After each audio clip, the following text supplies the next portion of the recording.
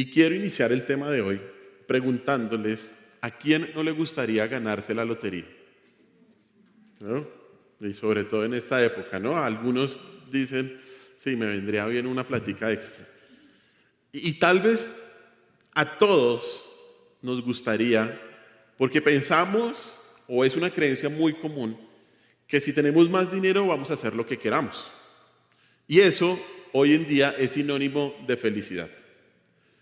Pero un estudio realizado por el Instituto Tecnológico de Massachusetts, MIT, reveló que los ganadores de la lotería tienen más probabilidades en declararse en bancarrota 5 años después de reclamar su premio que una persona promedio.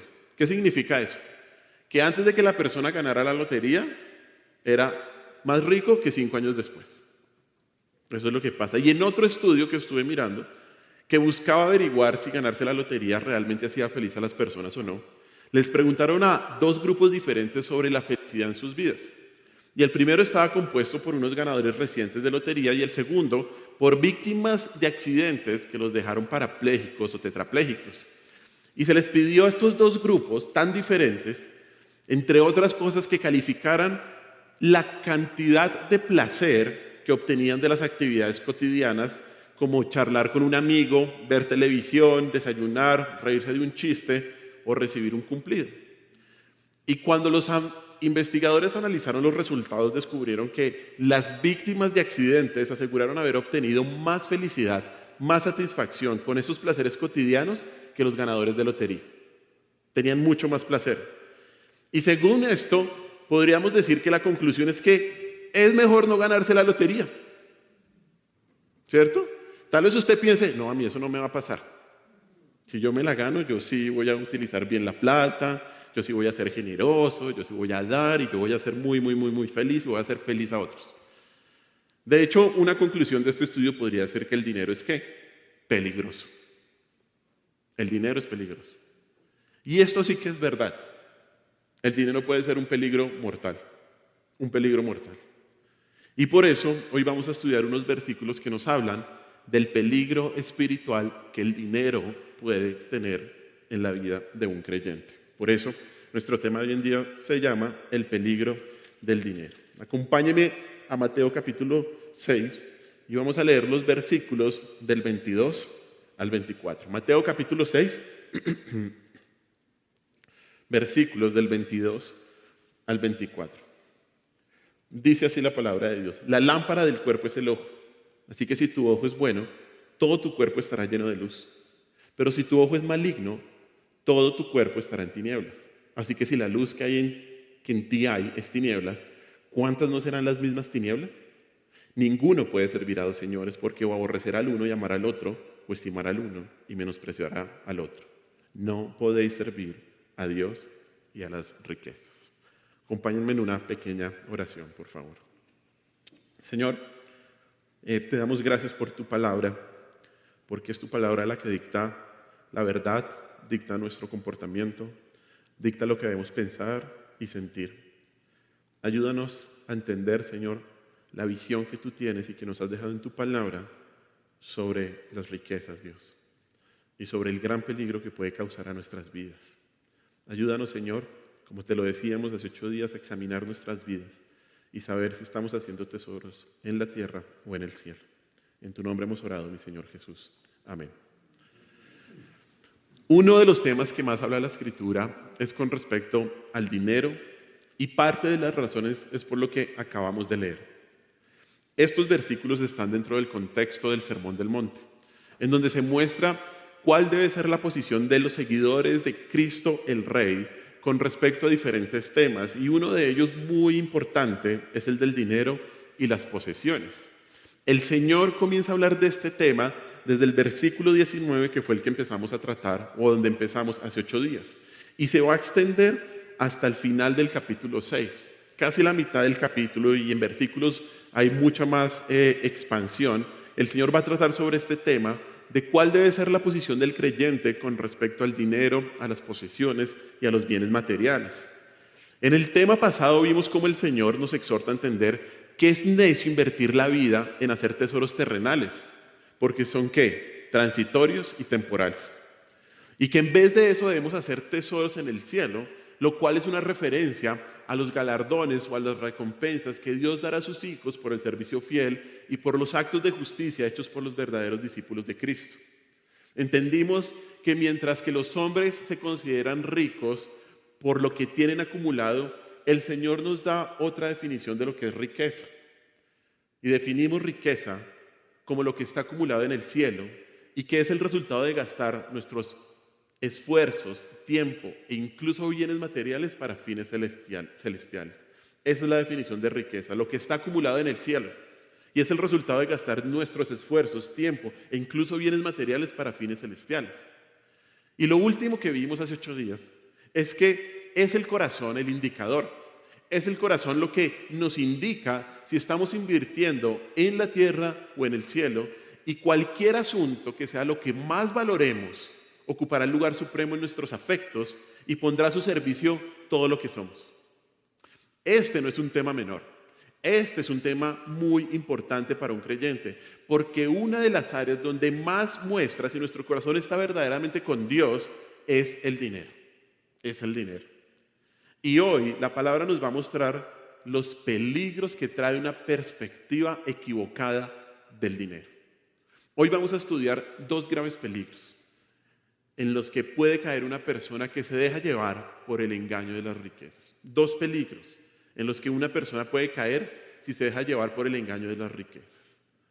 Vamos a mirar cómo las riquezas corrompen, que es el primer peligro, y cómo las riquezas pueden desplazar a Dios de la vida de una persona. Vamos al primero. El primer peligro que traen las riquezas es que corrompen a una persona. Mire lo que dice una vez más versículo 22 y 23. Dice así: la lámpara del cuerpo es el ojo, así que si tu ojo es bueno, todo tu cuerpo estará lleno de luz. Pero si tu ojo es maligno, todo tu cuerpo estará en tinieblas. Así que si la luz que en ti hay es tinieblas, ¿cuántas no serán las mismas tinieblas? Lo primero que hay que decir es que algunos piensan que estos versículos están describiendo a los ojos como la fuente de pureza moral de una persona. Por lo tanto, si una persona tiene una mirada buena, entonces su interior será lleno de luz. Pero estos versículos no hablan de los ojos como una fuente de pureza. Estos versículos debemos verlos a la luz del contexto en el que están, que es con respecto al dinero y a las posesiones. A menos que los versículos 22 y 23 no lo digan explícitamente, se debe asumir que estos versículos lidian con respecto a la relación del discípulo con el dinero. Como vimos, los versículos del 19 al 21, ¿de qué nos habla? De las riquezas y de las posesiones. Donde esté tu tesoro, ahí estará tu corazón. Habla específicamente de eso. Y el versículo 24 es muy claro cuando nos dice: no pueden servir a 2 señores, o sirves a Dios y a las riquezas. A veces se ha confundido por lo que les digo. Se cree que el 22 y el 23 es aparte, pero en todo el contexto nos está hablando de este tema tan trascendental. Ahora, la pregunta sería: ¿qué significa esta metáfora que el Señor toma aquí? ¿Qué significa esta metáfora de que la lámpara del cuerpo es el ojo? Como sabemos, el ojo es el instrumento por el cual la luz externa pasa hacia el cuerpo y así se produce la vista. Y dado que el enfoque en la riqueza está en el contexto de estos pasajes, el ojo representa una visión o una perspectiva sobre el dinero o sobre los objetos materiales. Por lo tanto, cuando el Señor dice aquí, si tu ojo es bueno, significa tener una visión correcta con respecto al dinero. Y esto se confirma porque en la palabra de Dios y sobre todo en el Antiguo Testamento hay muchas asociaciones de las riquezas que describen al ojo como un órgano susceptible a la tentación y al materialismo. Déjeme darle un ejemplo. Vamos a Proverbios capítulo 22, versículo 9. Vamos allá a ver cómo se asocian los ojos con la riqueza o con el materialismo. Proverbios capítulo 22, versículo 9. Dice así: el ojo misericordioso será bendito, porque dio de su pan al indigente. ¿Qué nos muestra este texto? Que el ojo misericordioso describe una persona que generosa, da su pan. Y muchas veces vemos esta expresión en toda la Biblia, mostrando que el ojo bueno es una persona que es generosa con lo que tiene. Para los judíos de la época del Señor Jesús, un ojo bueno era una metáfora para indicar liberalidad, para indicar generosidad. Y esto también se ve en el contexto del pasaje que estamos estudiando, porque la palabra bueno también puede ser traducido como algo que es único, algo que es solamente eso, o algo que es simple. Y esto tiene relación con el versículo 24, porque lo que describe, perdón, estoy en crecimiento, porque lo que describe, me echo agüita a la máquina. Esto lo editan.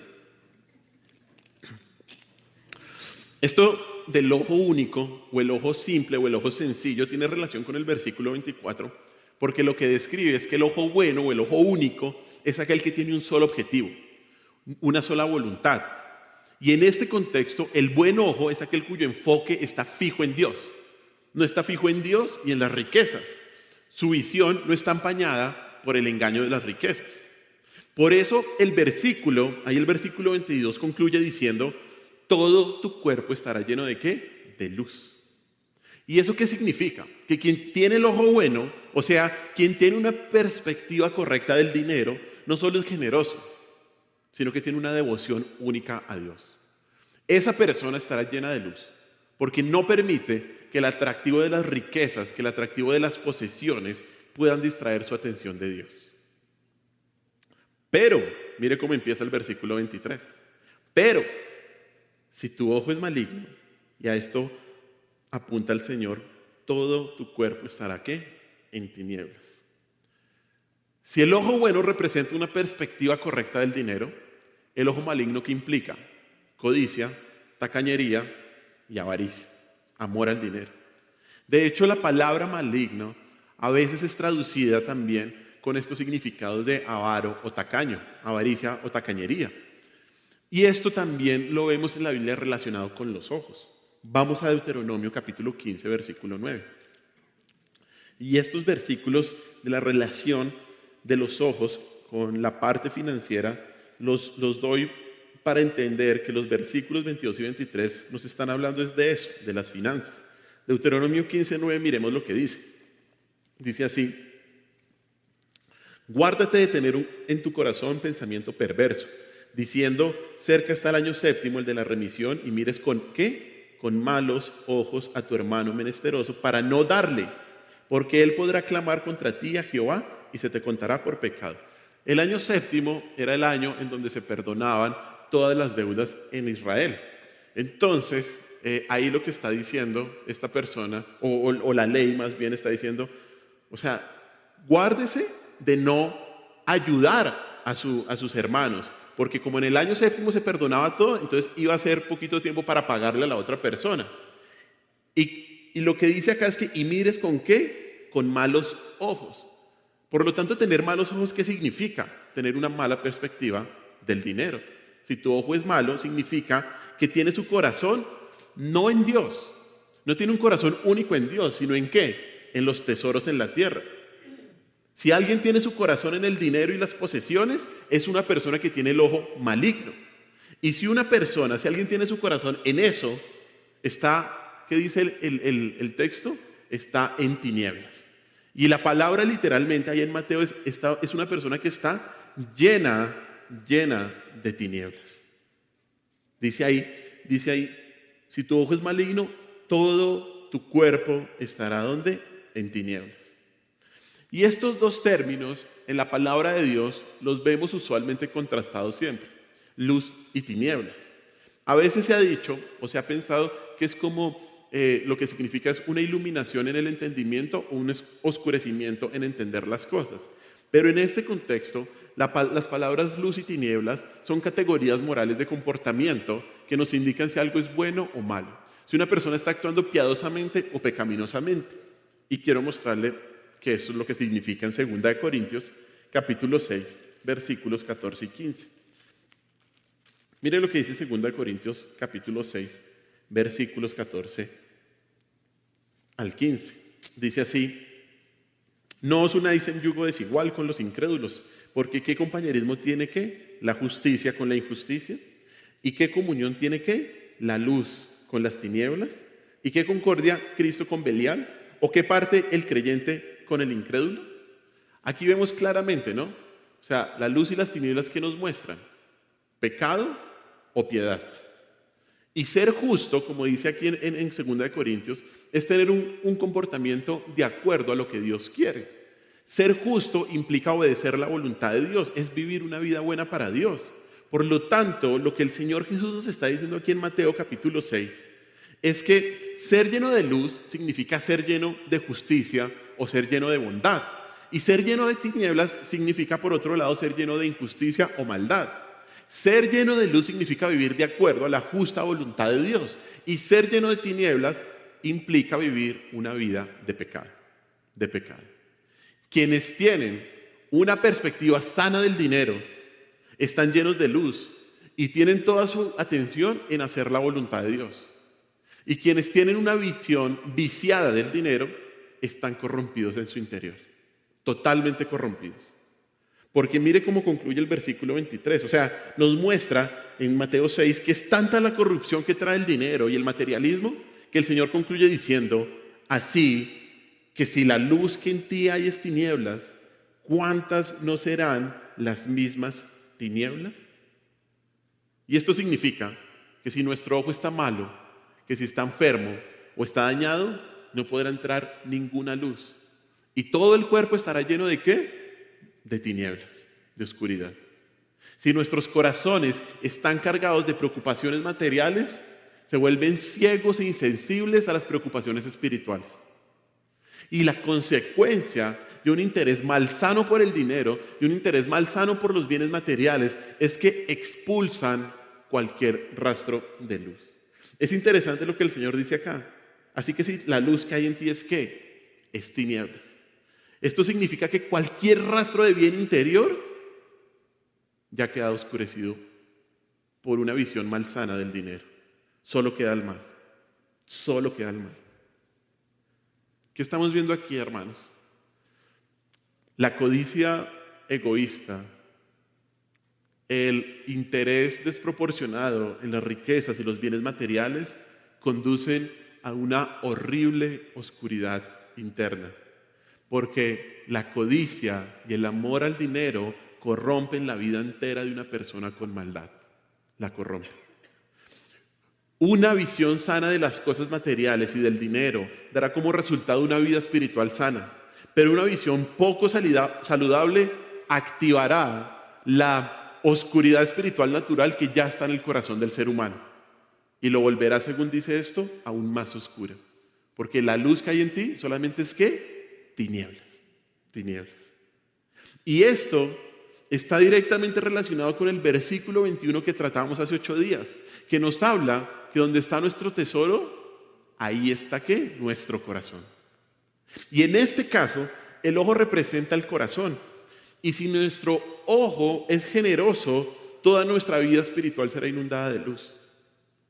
Pero si nuestro ojo es malo, si nuestro ojo está enfermo, si nuestro ojo está dañado, no podrá entrar luz en todo el cuerpo. Y todo nuestro ser estará lleno de oscuridad. Si el corazón de una persona está cargado con solo intereses económicos, se vuelve ciego e insensible a las preocupaciones espirituales y, como dice el texto, estará condenado a vivir en la oscuridad. Mire lo que dice 1 de Timoteo capítulo 6, versículo 10. 1 de Timoteo capítulo 6, versículo 10.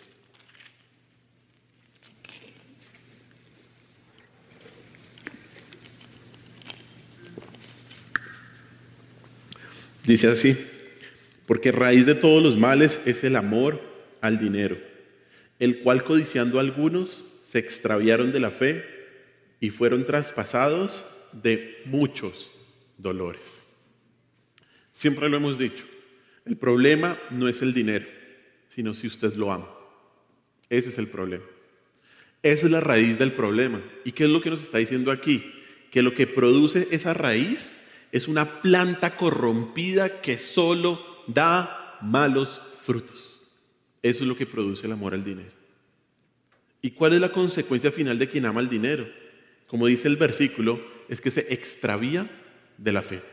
Se extravía de la fe. Pero este peligro es muy sutil. Y eso es lo que debemos entender, hermanos. Este peligro es muy sutil y va corrompiendo a una persona poco a poco. Por ejemplo, el dinero te corrompe porque hace que te centres en ti mismo. Hace que te centres en ti mismo. Hace que seas más exigente y menos agradecido con lo que Dios te da. Por eso el dinero te corrompe. El dinero también te corrompe porque puede hacer que menosprecies a los demás y estimules el orgullo que ya hay en tu corazón. Que empieces a ver a todos, ¿cómo es el dicho? Por encima del hombro, no del hombre, no. El dinero también te corrompe porque hace que te centres en la construcción de tu pequeño reino personal centrado en ti mismo y olvides el reino glorioso y maravilloso de Dios. No sé si usted se acuerda, en Daniel capítulo 4, Daniel capítulo 4, muestran a Nabucodonosor.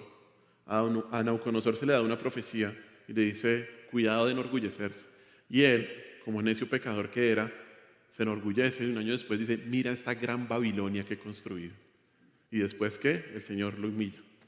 Y muchos de nosotros somos así. Mira esta gran Babilonia que he construido. Estoy seguro. No me va a pasar nada. Y eso es lo que hace el dinero, que te corrompe mostrándote una falsa seguridad. El amor al dinero, el deseo de poseer bienes y la codicia es la raíz de todos los males, porque corrompe al ser humano y despierta los deseos pecaminosos que ya hay en el corazón. Mire lo que dice Primera de Juan, capítulo 2, versículos del 15 al 17. Primera de Juan, capítulo 2, versículos del 15 al 17. Dice así la palabra. Dice, no améis al mundo, ¿ni qué? Ni las cosas que están en el mundo. Si alguno ama al mundo, el amor del Padre no está en él. Porque todo lo que hay en el mundo, los deseos de la carne, los deseos de los ojos y la vanagloria de la vida, no provienen del Padre, sino del mundo. ¿Qué nos está diciendo este texto? Que el amor al mundo, a las cosas de este mundo, el amor a las riquezas, alimenta los deseos de la carne, al darle a su poseedor el poder de satisfacerlos. Claro, y eso es lo que hace el dinero. Me hace pensar que entonces ahora sí puedo hacer todo lo que yo quiero. Y lo que está estimulando es un corazón pecaminoso. El dinero alimenta también el orgullo, porque hace que su poseedor sea independiente de la providencia de Dios. Es que yo puedo solito. Es que mire todo lo que he construido, ¿no? Yo no necesito a Dios. Pero esto es algo muy sutil, que va entrando de a poquitos a nuestra mente, que van entrando de a poquitos a nuestro corazón, que nos hace centrarnos en nosotros mismos y en nuestras capacidades, y nos olvidamos de Dios. Y el dinero fomenta el amor al mundo porque le da a su poseedor una parte de él. Es que puedo comprar esto. Y esto termina haciendo que las personas se extravíen de la fe, como decía 1 Timoteo. Miren, todos somos propensos a ser corrompidos por el dinero. Todos. Todos. Es un mal que obra con mucho engaño. Con mucho engaño. Nos lleva cautivos y antes de que nos demos cuenta, ya estamos esclavizados por sus cadenas. ¿Será que usted ha sido corrompido por el amor al dinero? ¿Será que usted tiene un ojo maligno? Pastor MacArthur menciona 5 síntomas del comportamiento de una persona que ha sido corrompido por las riquezas, así tenga mucho o poco. Porque recuerde siempre, esto no se trata de si uno tiene mucho o si tiene poco. Mire estos 5 síntomas. Primero, si usted ha sido corrompido por el dinero, estará más preocupado por adquirirlo y conservarlo que por dar un esfuerzo honesto y de calidad en todo lo que haga. Si usted ha sido corrompido por el dinero, usted estará más preocupado por esto, adquirirlo y conservarlo, y que nadie me lo quite, ¿no? Que por esforzarse y hacer las cosas bien en sus trabajos o en donde esté. En segundo lugar, si usted ha sido corrompido por el dinero, ¿sabe qué va a pasar? Usted va a sentir que nunca tiene suficiente dinero. No es que ahora necesito un poquito más para algo más. No es que esto no me alcanza. Y como dice Eclesiastés, ¿cómo es que dice? Aumentan los bienes y aumentan quien los consuma. ¿Usted no se da cuenta? ¿Usted cómo vivía de feliz cuando su sueldo era poquito y ahora no le alcanza? ¿Y eso por qué pasa? Porque hay un amor por el dinero. Siente uno que nunca es suficiente lo que tiene. Tercero, si usted ha sido corrompido por el dinero, usted tenderá a hacer alarde de lo que puede comprar con él. En algunas personas esto pasa. Buscará mostrarles a otras personas lo que tiene. Cuarto, si usted ha sido corrompido por el dinero, le molestará ser generoso. Cuestionará ser generoso con otras personas para apoyar causas que valen la pena o para ayudar a otras personas. Cuestionará eso. Quinto y último, si usted ha sido corrompido por el dinero, es probable que usted peque por obtener más. Es probable que usted peque por obtener más. Y esto no se trata muchas veces de ir a la calle y robar a alguien o ser un delincuente. Pero usted peca para obtener más dinero cuando, por ejemplo, usted está trabajando en exceso, descuidando las prioridades bíblicas que Dios le ha dado, las prioridades con su familia, las prioridades con su iglesia. También usted peca para obtener más cuando usted hace trampa en la declaración de impuestos. Y otros momentos más que tal vez usted no lo ve con mucho, como si fueran un delito muy grande, pero usted está pecando por obtener más. Hermanos, la persona materialista, la persona codiciosa es espiritualmente ciega y corrompida, ya que no tiene forma de reconocer la luz verdadera, porque cree que tiene luz, cuando en realidad, ¿qué es lo que tiene? Tinieblas. Porque se ha engañado a sí mismo. Cuídense, por favor, de no estar engañándose a ustedes mismos con la corrupción del dinero. Si usted no tiene cuidado, puede adoptar la misma actitud codiciosa de las personas que tienen el ojo maligno. Si su objetivo en la vida es obtener ganancias materiales, y eso solo significa oscuridad interior, solamente. Pero si su perspectiva es servir y glorificar a Dios con lo que tiene, pues habrá luz en su interior. Eso es lo primero. Las riquezas pueden corromper al ser humano. Lo segundo, vamos al versículo 24. Capítulo 6, versículo 24. Dice así capítulo 6, versículo 24. Ninguno puede servir a dos señores, porque o aborrecerá al uno y amará al otro, o estimará al uno y menospreciará al otro. No podéis servir a Dios y a las riquezas. El segundo peligro que traen las riquezas es que pueden desplazar a Dios de una persona. Pueden desplazar a Dios. Este versículo comienza con la frase, ninguno puede servir a dos señores. Y esas palabras, ninguno puede, es un absoluto del Señor que pretende mostrar que nadie es capaz de poder dividir lealtades entre dos señores. Y en este caso, esos dos señores son Dios y las riquezas. Ese verbo servir es bien importante porque viene de una raíz griega que es doulos, que significa esclavo. Y lo que el texto está diciendo es una persona que sirve como esclavo a su señor. Describe la exclusividad de un esclavo que tiene que servir con su único amo. Y esta es una metáfora que el Señor toma del contexto social de la época, en donde en la tradición judía era posible servir a dos señores. Pero había situaciones muy complicadas, situaciones problemáticas que surgían de un esclavo que estaba sirviendo a dos amos. La audiencia del Señor seguramente estaba familiarizada con esta metáfora y con los esclavos que corrían a cumplir las tareas asignadas por un amo mientras descuidaban las labores del otro amo. Y lo que ocurría en medio del afán del esclavo por servir a sus dos amos es que el esclavo terminaba sirviendo a su amo favorito, al amo que quería, y a ese amo servía mejor.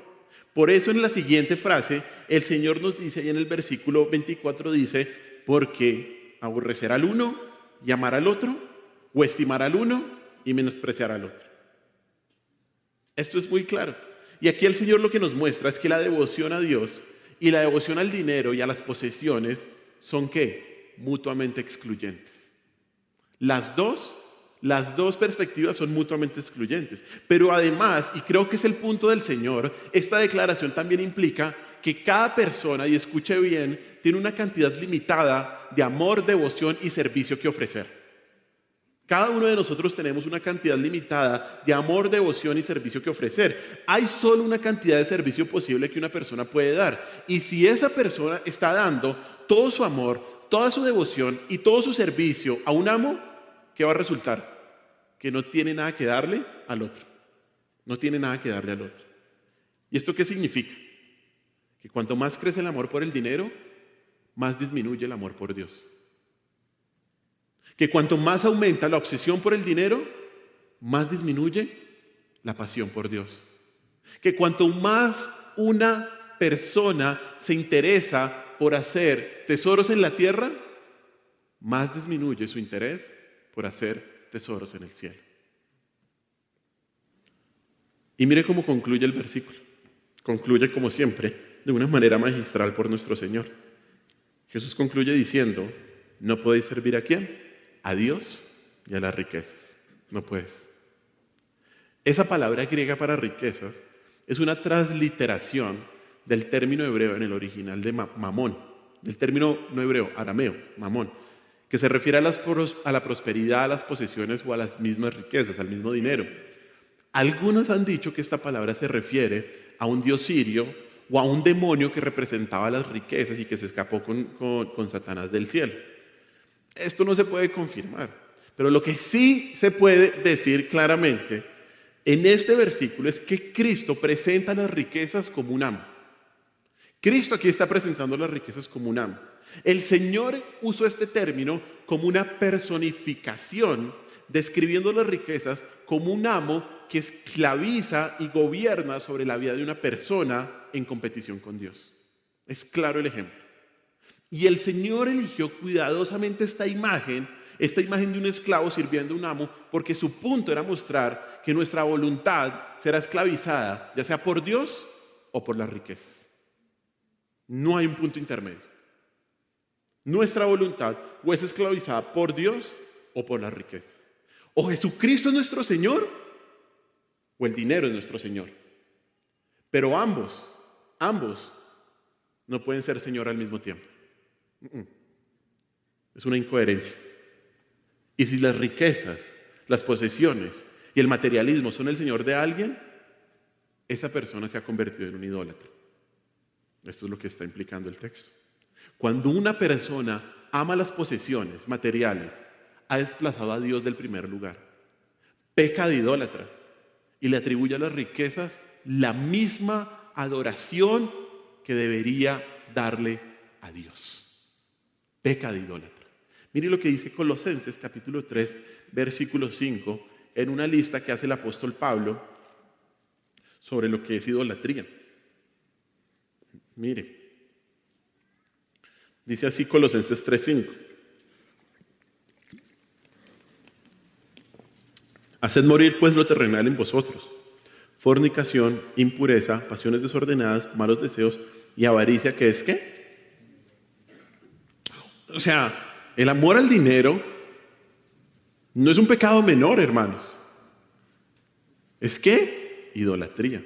Y eso es lo que nos está diciendo el Señor ahí en Mateo capítulo 6, versículo 24. O amas a Dios o amas a las riquezas. Si amas a las riquezas, así sea de una manera muy sutil, como lo vimos en el anterior punto, eres un idólatra. Y es que, hermanos, de manera muy sutil, el interés por las riquezas, el interés por las posesiones, el interés por la comodidad, por el tener una calidad de vida buena, muchas veces desplazan a Dios de nuestro corazón. Lo desplazan de una manera muy práctica y nos convierten ¿en qué? En idólatras. Cada uno de nosotros, cada uno de ustedes tienen una cantidad limitada de amor, de devoción y de servicio que ofrecer. Y si estás dando, y escúchame bien, si estás dando tu amor, tu devoción, tu servicio a las riquezas, no tendrás nada que ofrecerle a Dios.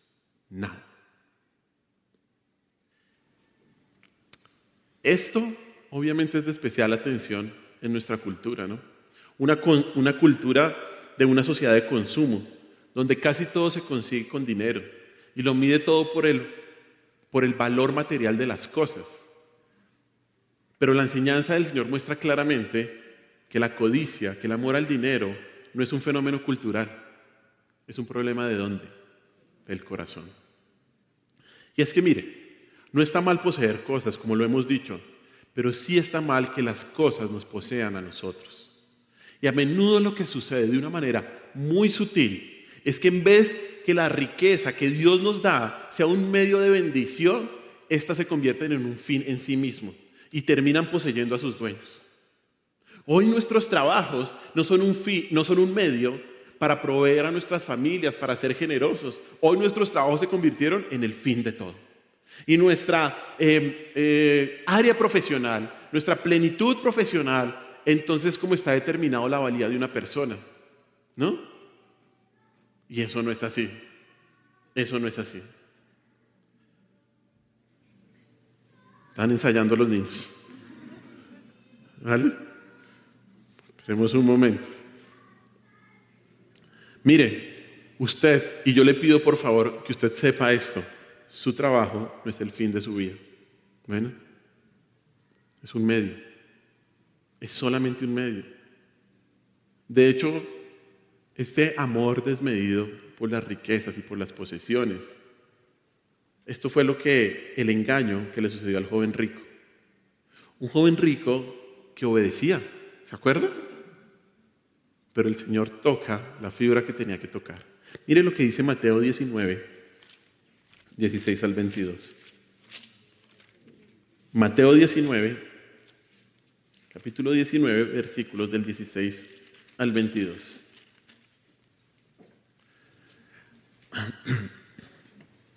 Dice así la palabra. Entonces vino uno y le dijo: Maestro bueno, ¿qué bien haré para tener la vida eterna? Y nuestro Señor Él le dijo: ¿por qué me llamas bueno? Ninguno hay bueno sino uno, Dios. Mas si quieres entrar en la vida, guarda los mandamientos. Le dijo: ¿cuáles? Y Jesús dijo: no matarás, no adulterarás, no hurtarás, no dirás falso testimonio. Honra a tu padre y a tu madre y amarás a tu prójimo como a ti mismo. El joven le dijo: todo esto lo he guardado desde mi juventud. ¿Qué más me falta? Jesús le dijo: si quieres ser perfecto, anda, vende lo que tienes y dalo a los pobres, y tendrás tesoro en el cielo. Y ven y sígueme. Oyendo el joven esta palabra, se fue triste porque tenía muchas posesiones. ¿Será que somos así nosotros? Es tenaz,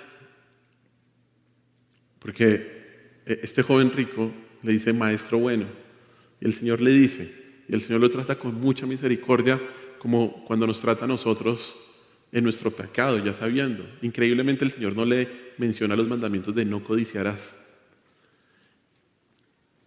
Pero ¿qué hace este joven rico? Mira al Maestro, mira al Salvador, mira al Señor, mira al Rey de Reyes. ¿Y qué dice el texto? Se fue triste. Al fin de cuentas, se fue. Triste, pero eso no sirve de mucho. Pero se fue del lado del Señor. Mire, no podemos servir a Dios y a las riquezas. Estos dos amos dan órdenes diametralmente opuestas. Diametralmente opuestas. El uno te manda a andar por fe y el otro por vista. El uno a ser humilde y el otro a ser orgulloso. El uno a poner tus afectos en las cosas de arriba y el otro a poner tus afectos en las cosas que están en la tierra. Mientras que Dios te manda a mirar a las cosas visibles y eternas, el dinero te llama a mirar a las cosas visibles y temporales. El uno a estar tranquilo y el otro a vivir con ansiedad. El uno a contentarse por lo que tienes y el otro a nunca estar satisfecho y abundar tus deseos en abundancia. Dios te llama a ser generoso y el dinero te llama a retener y conservar todo lo que puedas. El uno busca la felicidad en el Creador y el otro busca la felicidad en lo creado. Si amas a uno, debes odiar al otro. Si te apegas a uno, debes despreciar al otro. No se puede servir a Dios y a las riquezas. No se puede servir a Dios y a las riquezas. La pregunta es, ¿y cómo mantenemos nuestra lealtad inquebrantable a Cristo? ¿Cómo mantenemos nuestra fidelidad a Dios y nuestro corazón seguro en Él sin dejar de tener una cuenta bancaria, un salario, sin ser dueños de una casa? ¿Cómo evitamos que esas cosas se apoderen de nosotros? Lo primero es que debemos encontrar la insatisfacción en el mundo. Usted debe pedirle al Señor, Señor, no quiero que esto sea una fuente de satisfacción para mí. Usted debe encontrar la insatisfacción en las posesiones y en el dinero. Usted debe entender que eso solo es un medio para servir a Cristo y nada más. Como vimos en nuestro anterior estudio, esas cosas, lo que tenemos, son temporales y eso está a punto de desaparecer. Y debemos utilizarlas para hacer ¿qué? Tesoros en los cielos. Lo segundo que usted debe hacer es entender que nuestra mayor satisfacción está ¿dónde? En Cristo y en su palabra. Y en comprender lo que Cristo ha hecho por nosotros en la cruz. Eso es lo más importante para tener una adecuada perspectiva del dinero. Porque la satisfacción con Cristo afecta la forma en que escuchamos, la forma en que obedecemos los mandamientos de la palabra de Dios, la forma en que practicamos las disciplinas espirituales, la forma en que adoramos y servimos y la forma en que utilizamos nuestro dinero. Debemos hallar nuestra mayor satisfacción ¿en quién? En Cristo. ¿Se acuerda que eso fue lo que dijo Pablo en Filipenses? Vamos a ese versículo, no lo tengo anotado, pero usted se lo sabe. Filipenses 4, ¿qué? 13, muy bien. Y miren lo que dice desde el versículo 11. Filipenses 4, 11 al 13, porque debe ser visto en ese contexto. Filipenses 4, del 11 al 13, dice así: no digo porque tenga escasez, pues he aprendido a contentarme cualquiera que sea mi situación. Sé vivir humildemente y sé tener abundancia. En todo y por todo estoy enseñado, así para estar saciado como para tener hambre, así para tener abundancia como para padecer necesidad. Todo lo puedo en Cristo que me fortalece. ¿Qué pasaría si de un momento a otro el Señor le quita todo lo que usted tiene? ¿Qué pasaría? ¿Qué pasaría? Claro, estamos animados, decimos, no, así fieles a Dios, a su palabra, al servicio. Pero mire, ¿dónde halló Pablo la satisfacción? En Cristo. No en si tenía mucho o si tenía poco. No era fuente de orgullo ninguno de los dos extremos. Él dice, mi satisfacción está en Cristo. En tercer lugar, ¿sabe qué debe hacer usted para tener una adecuada lealtad inquebrantable a Dios y no a las riquezas o al dinero? Usted debe ordenar sus prioridades para darle el primer lugar a Cristo. Usted debe organizar sus prioridades para darle el primer lugar a Cristo. ¿Qué reflejan las prioridades? Nuestros afectos. Eso es lo que reflejan nuestras prioridades. En lo que más amamos, dedicamos nuestros pensamientos, nuestro tiempo, nuestra energía, nuestras emociones, nuestros recursos, nuestros deseos, nuestras ambiciones, en lo que más amamos. Y mire, nada, absolutamente nada puede rivalizar con Dios. Nada, nada. El seguidor de Cristo debe preocuparse más ¿por qué? Por la riqueza celestial que por la riqueza terrenal. Recuerde esto, que es muy importante, que riqueza es lo que está acumulado ¿dónde? En el cielo, que es el resultado de gastar nuestros esfuerzos, tiempo e incluso bienes materiales para fines celestiales. Eso es lo que es riqueza, bíblicamente hablando. Así que usted debe tomar una decisión. Esto nos lleva a tomar una decisión. Usted debe tomar una decisión si ve que las riquezas se han empezado a adueñar de su corazón. Usted debe tomar una decisión y debe tomarla ya. Porque si no la toma, puede que la corrupción natural que hay en nosotros como pecadores se convierta en puras tinieblas. Usted debe dejar de ser idólatra y darle el lugar que Dios debe tener si se da cuenta de que su corazón está en los tesoros terrenales y no en los celestiales. debe tomar una decisión. Un pastor y predicador inglés del siglo pasado, Martin Lloyd-Jones, hablando de estos versículos, cuenta la historia de un granjero que le informó felizmente a su esposa que su mejor vaca había dado a luz 2 terneros, uno rojo y el otro blanco. Y él le dijo a su esposa esto: el Señor me ha guiado a dedicarle uno de los becerros, lo criaremos juntos. Luego, cuando llegue el momento de venderlos, guardaremos el dinero de un becerro y le daremos el dinero del otro para el Señor. Su esposa le preguntó que cuál iba a dedicar al Señor, pero él respondió que no había necesidad de decidir en ese momento y que los iba a tratar a ambos por igual. Varios meses después, este granjero estaba muy triste y su esposa lo encontró y le preguntó que por qué estaba tan triste. Y él respondió: tengo malas noticias. El becerro del Señor ha muerto. A lo que ella respondió: ¿pero no habías decidido cuál sería el becerro del Señor? Y él le dijo: sí lo había decidido. Siempre había determinado que sería el blanco, y es el blanco el que ha muerto. Mire, lamentablemente esto es lo que pasa muchas veces con nosotros. Siempre es el becerro del Señor el que ha muerto. Y a menos que decidamos desde el principio que estamos aquí para servir a Dios por encima de todo y que todo lo que poseemos ha sido dado por Dios y que debemos ser mayordomos para Él, esto nos va a pasar. Usted debe decidir que está aquí para servir a Dios. Recuerde lo que hablábamos hace 8 días. Cuando usted llegó a los pies de Cristo, usted tomó la decisión de que su vida ya no valía la pena.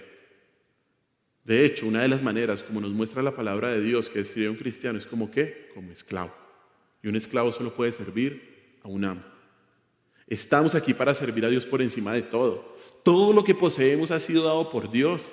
Solo somos administradores de lo que Dios nos ha dado.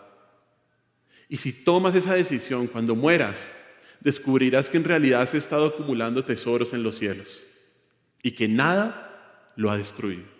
Nada. Si Dios te concede riquezas y las usas para su gloria, entonces las riquezas van a ser una bendición.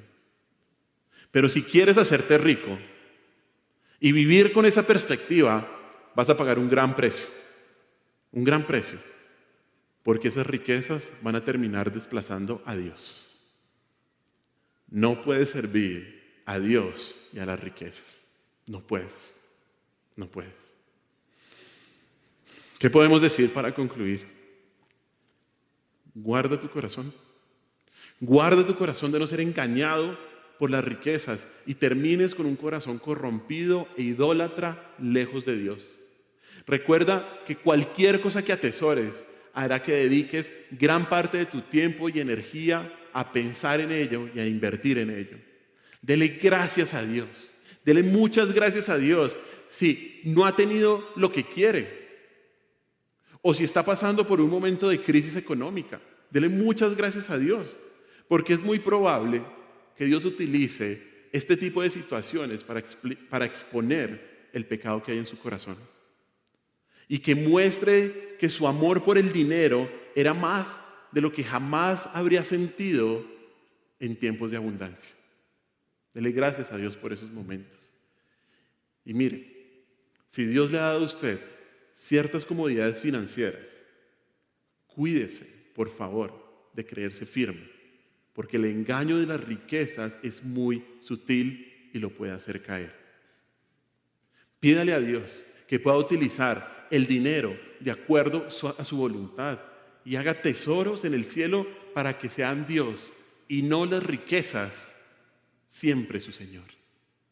Hermanos, no podemos servir a Dios y a las riquezas. O somos esclavos de uno o somos esclavos del otro. Y Dios puede hacer que lo que Él nos ha dado en su misericordia y en su gracia lo utilicemos para su gloria y para su honra. Bueno, oremos. Señor, te damos gracias por este día.